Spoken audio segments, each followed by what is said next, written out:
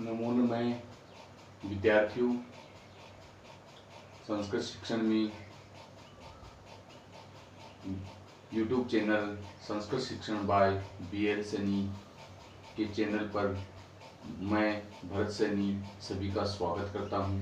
विद्यार्थियों, आज हम उस महत्वपूर्ण बिंदु पर चर्चा करने वाले हैं जो कक्षा 10, 12 तथा जो स्नातक और अधिस्नातक की कक्षाओं में संस्कृत विषय से अध्ययन कर रहे हैं, उनके लिए बहुत ही महत्वपूर्ण रहने वाला बिंदु है जो अजंत पुल्लिंग प्रकरण होगा। इसके बारे में हम चर्चा करेंगे। सबसे पहले हम सामान्य परिचय की बात करते हैं। जैसे हम अजंत पुल्लिंग प्रकरण में सामान्य परिचय पढ़ेंगे कि पद, जो पद संज्ञा होती है, पद किसे कहते हैं। तो संज्ञा प्रकरण का जो एक अंतिम सूत्र पढ़ा है हमने, संज्ञा प्रकरण जो लघु सिद्धांत कौमुदी का प्रकरण है, और उसका अंतिम सूत्र हमने पढ़ा है सुप्तिगंतम पदम।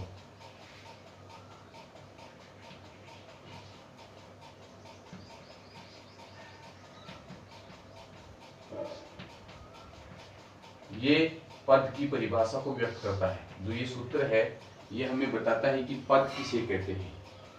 वैसे हिंदी भाषा में शब्द होता है और संस्कृत भाषा में इसको हम पद के नाम से बोलते हैं। तो सुबंत और तिगंत की पद संज्ञा होती है। जो ये सूत्र है ये बताता है कि सुबंत और तिगंत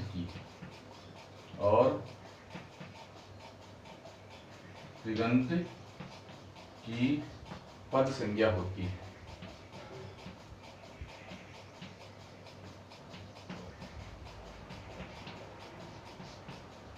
अब विद्यार्थियों, हम सुबंत और तिगंत के बारे में अध्ययन करते हैं। सुबंत क्या होता है, तिगंत क्या होता है।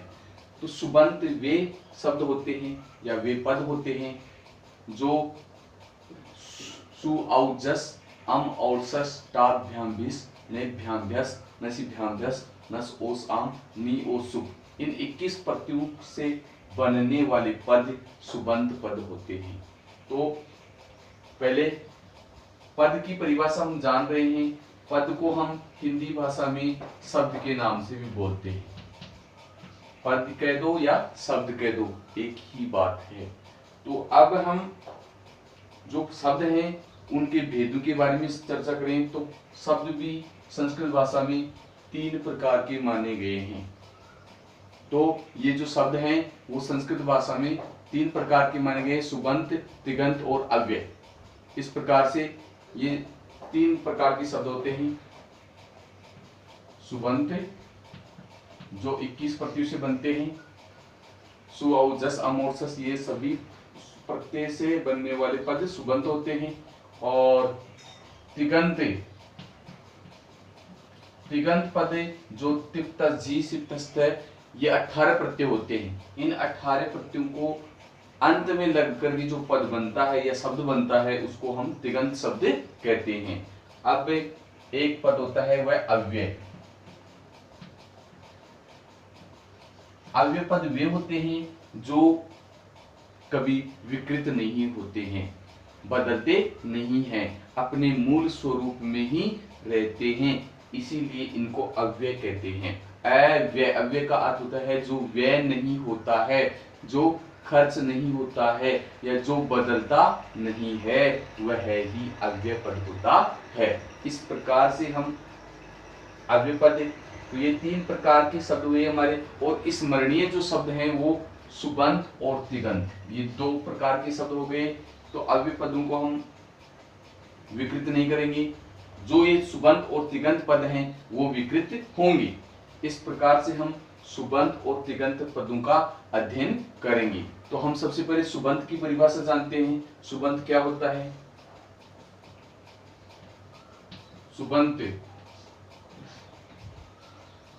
सुबंत वे पद होते हैं जो 21 प्रत्यय सु औ जस, सु औ जस, एक सूत्र होता है, इनका सूत्र रूप में हम लिख लेंगे सुवाओ जस, अमाउट, सस, टा, भ्याम,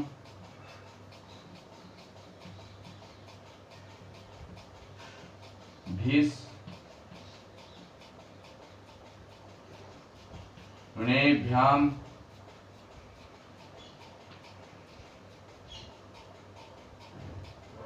णे, भ्याम, भ्यस, नसी, भ्याम, भ्यस, अनस, सोस,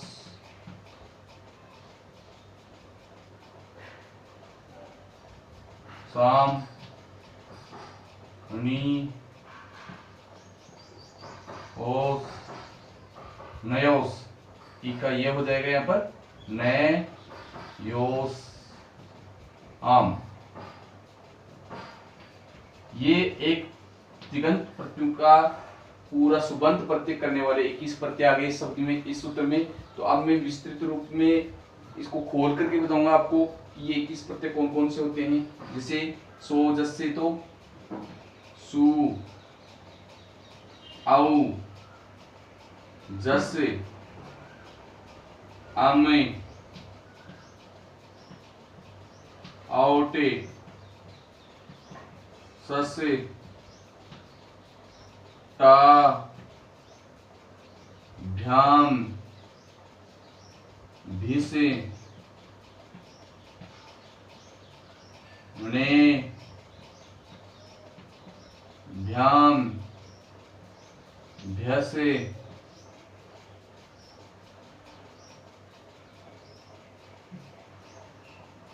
नसी,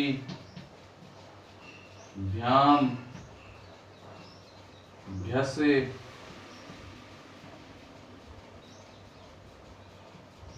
नसे, ओसे, नस, ओसे, आम और नयोसुक, नय, ओस, सुप। इन 21 प्रत्ययों से बनने वाले पद सुबंत पद कहलाते हैं।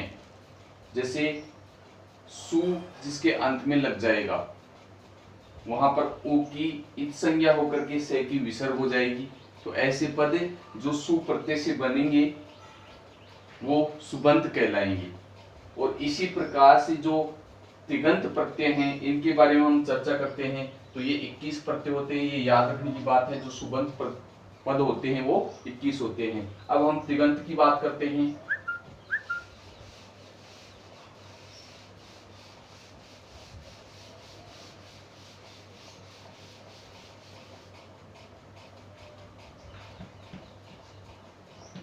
तिगंत,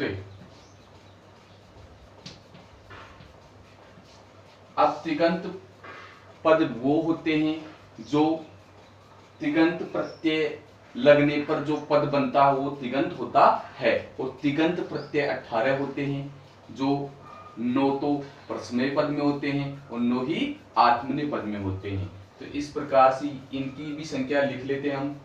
जो तिप्पे, तसे, झी, सिपे, थसे,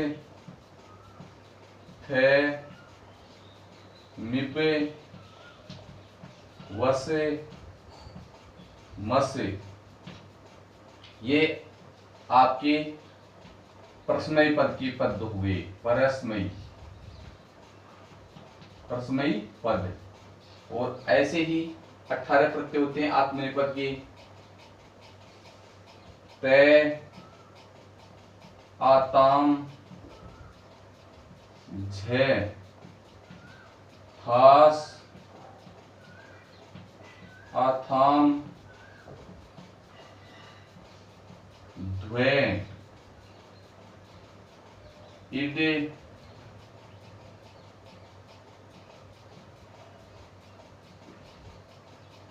वहिंगे, महिंग। इस प्रकार से ये आपके 9 प्रत्यय आत्मनेपद के।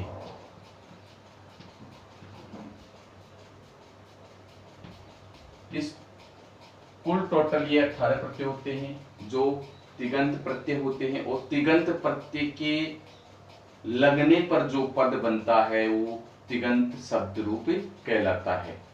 तो जो क्रियापद को व्यक्त करेगा, तो ये जो तिगंत प्रत्यय होते हैं ये क्रियापद के अंत में लगते हैं, और सुबंत प्रत्यय शब्द के अंत में लगते हैं। तो इस प्रकार से हम अजंत, अब हम चर्चा करते हैं अजंत की, क्योंकि जो पद बनेंगे वो पुल्लिंग, स्त्रीलिंग और नपुंसकलिंग इस प्रकार से बनेंगे।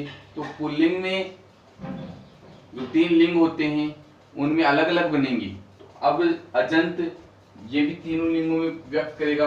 तो सबसे पहले हम चर्चा करते हैं अजंत की।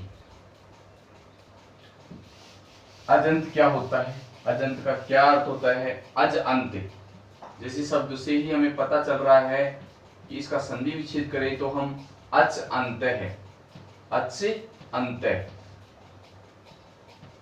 अजंत है।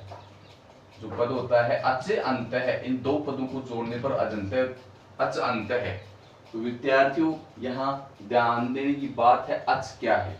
अच एक स्वर व्यक्त करने वाला पद है, जो एक मात्स्यरी सूत्रों में एक प्रत्याहार है, जिसमें पूरे हमारे मूल 9 स्वर होते हैं वो अच होते हैं, तो इनको हम अच कहते हैं। तो जिसके अंत में अंत में अच हो वो अजंत होता है।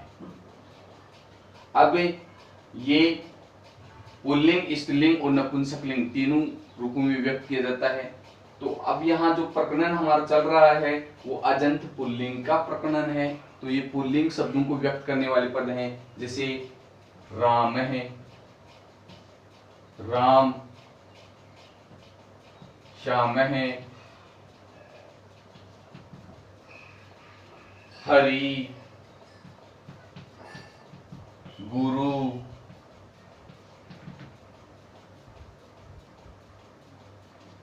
और धेनु, मति,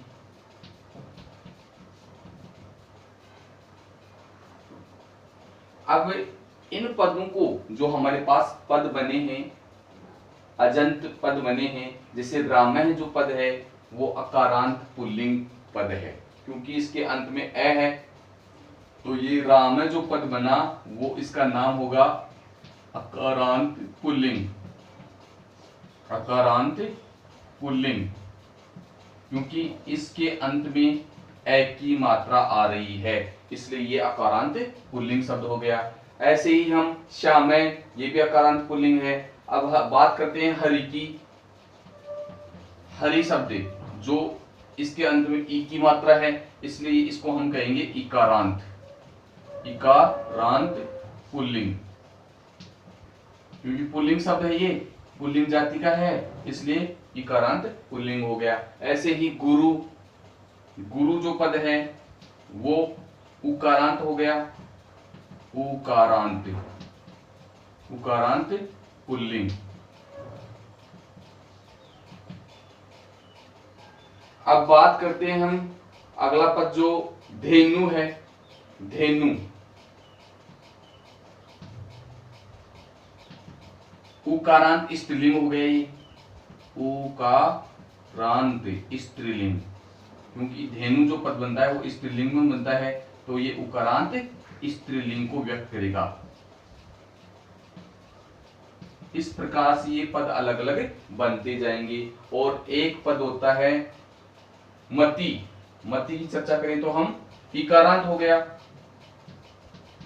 मति इकारांत स्त्रीलिंग, इकारांत स्त्रीलिंग।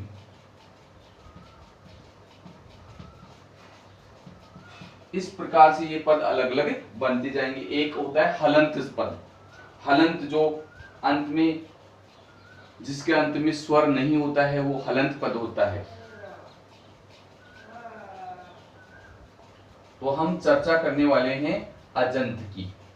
तो अजंत जो हमें स्वरों को बताएगा और स्वर क्या होते हैं, इनकी हम पहले चर्चा कर चुके हैं, क्योंकि माहेश्वरी सूत्र में मूल स्वर 9 बताए गए हैं और उनमें 4 संयुक्त स्वरों को और मिला लिया जाए तो संस्कृत भाषा में कुल 13 स्वर होते हैं।